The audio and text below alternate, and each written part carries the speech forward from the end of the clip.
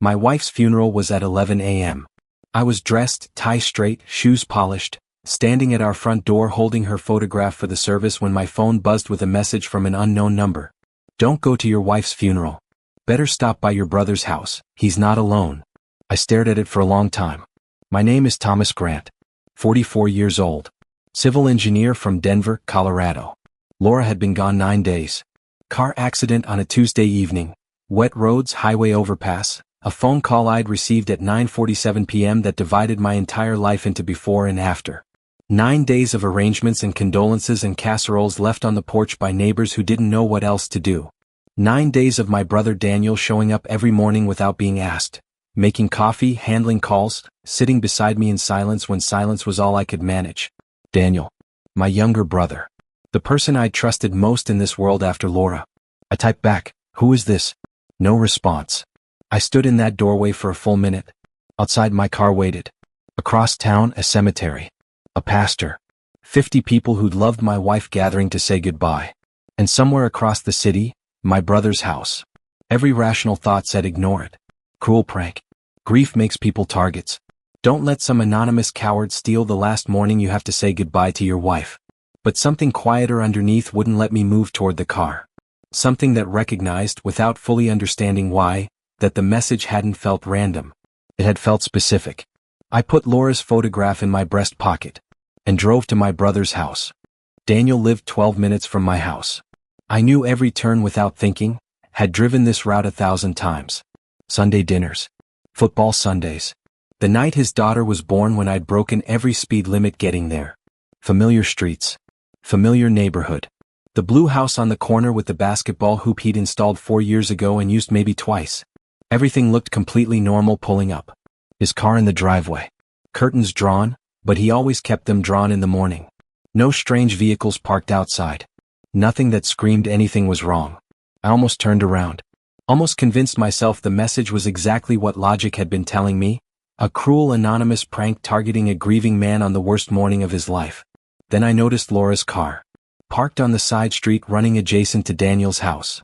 Half hidden behind a neighbor's SUV. The white Accord I'd been driving to the mechanic for 6 years, that had a crack in the rear left taillight we'd never gotten around to fixing. The same car that had gone off an overpass 9 days ago. The same car that was currently sitting in a police impound lot across the city. I'd received the retrieval paperwork just yesterday. I pulled over slowly. Sat completely still. Stared at that Accord for 30 seconds, making absolutely certain I wasn't losing my mind. That grief hadn't finally cracked something fundamental. Counting the details one by one. White Accord. Cracked taillight. Laura's university parking sticker on the rear windshield. Identical. In every way. My hands were shaking when I pulled out my key and walked to Daniel's front door. The key slid in clean.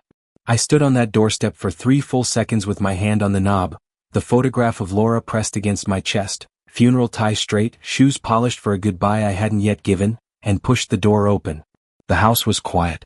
Not empty quiet. Occupied quiet. The specific stillness of people who stopped moving because they heard something. I stepped inside. Living room, normal. Kitchen, 2 coffee cups on the counter. Both used. Both recent. A woman's coat draped over the back of a chair that didn't belong to Daniel's ex-wife because Daniel's ex-wife had moved to Seattle 3 years ago and I knew every piece of clothing she owned. I knew this coat. Bought it myself. Christmas 2 years ago.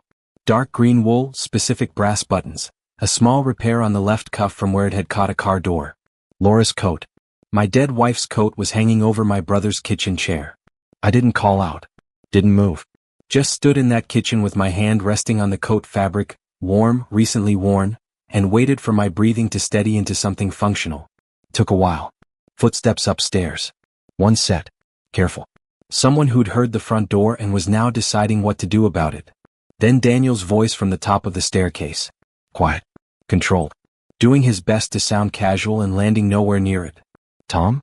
What are you? Why aren't you at the... He appeared at the top of the stairs.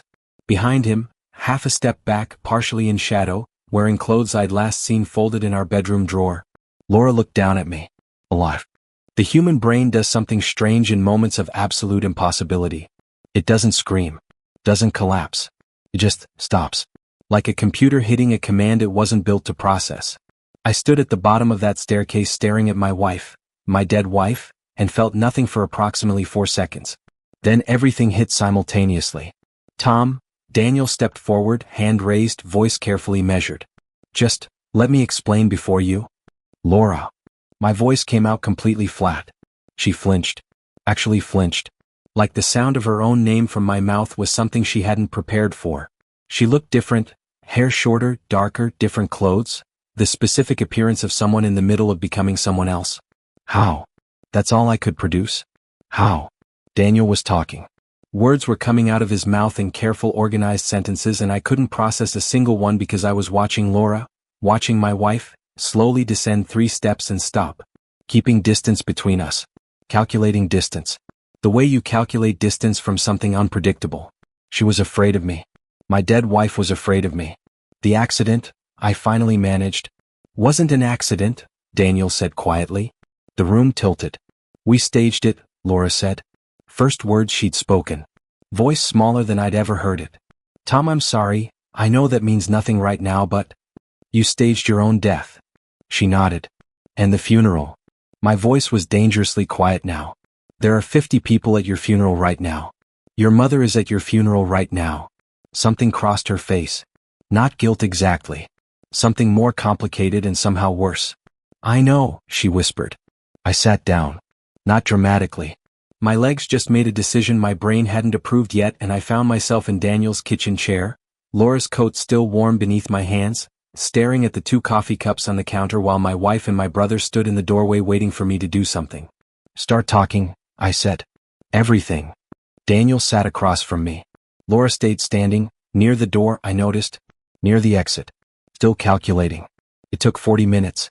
The short version, the version my brain could absorb in that kitchen on that morning, was this. Laura had been skimming money from the architecture firm where she worked. Small amounts initially, then larger. Covering client account shortfalls, redirecting invoices, the kind of financial manipulation that starts as temporary and becomes permanent before you fully understand what you've built. 18 months of it. Approximately $340,000 total. The firm had discovered it 3 weeks before the accident. A forensic audit. Quiet. Thorough. Her partners had given her 2 choices.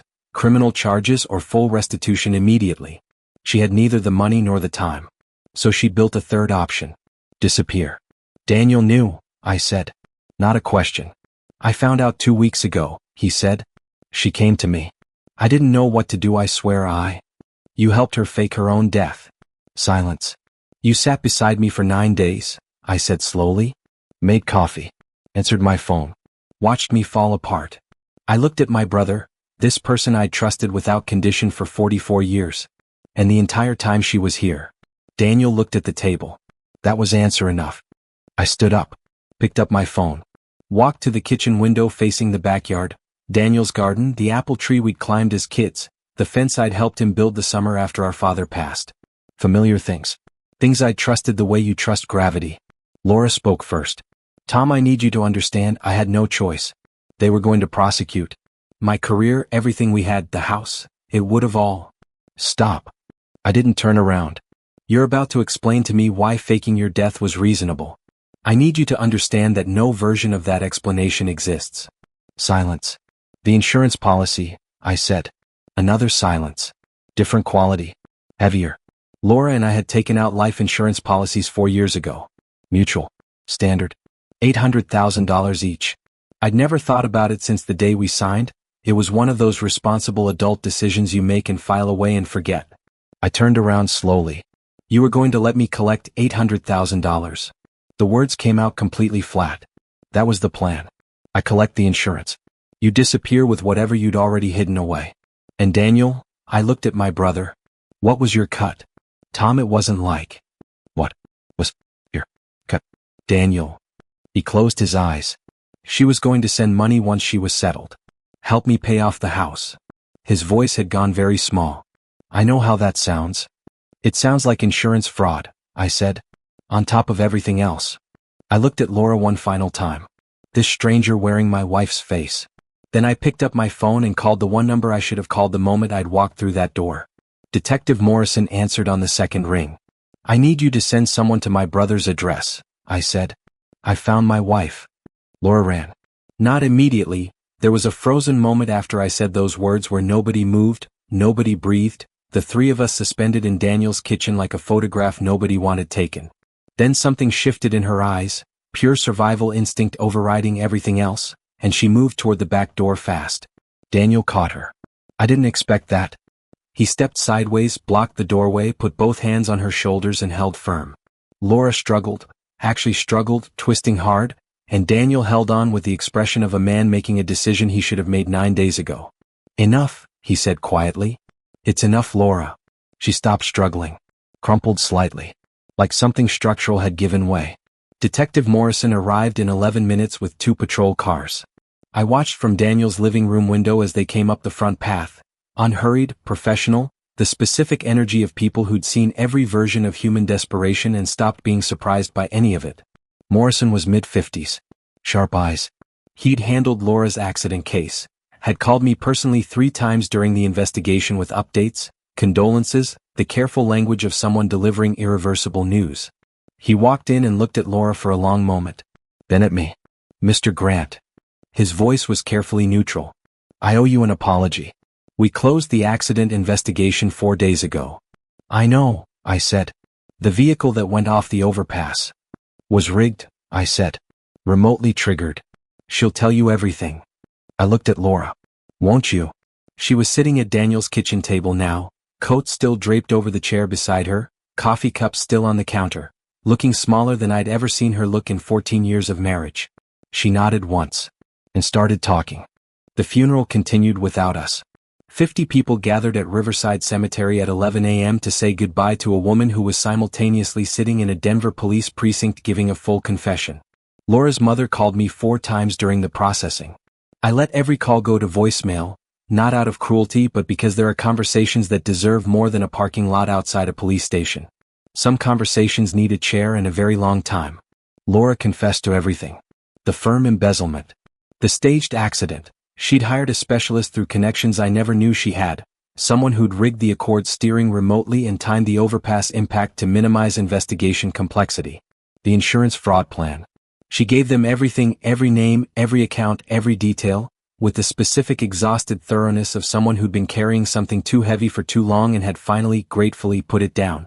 Daniel pled guilty to accessory charges. Received 18 months probation, community service, the permanent restructuring of everything between us that I still haven't fully processed 2 years later. We don't talk much now. Maybe someday. Laura received 6 years. The firm recovered $280,000 of the $340,000 through asset seizure. Her specialist, the man who'd rigged the car, received 11 years and gave up 3 additional clients in exchange. Apparently staged death was a more established industry than any reasonable person would want to know. I went back to the cemetery the evening after her arrest. Stood beside the funeral setup they were still dismantling, folding chairs, flower arrangements, a program with Laura's photograph I found on the ground near the entrance. I stood there for a long time. Not grieving exactly. Grieving something, but not the thing I'd come there originally to grieve. Grieving the version of her I'd loved. The version that may have been partially real once. Before the money, before the fear, before the calculation took over everything else. That version deserved the funeral. The woman I'd found on Daniel's staircase. She'd buried herself long before I got that message.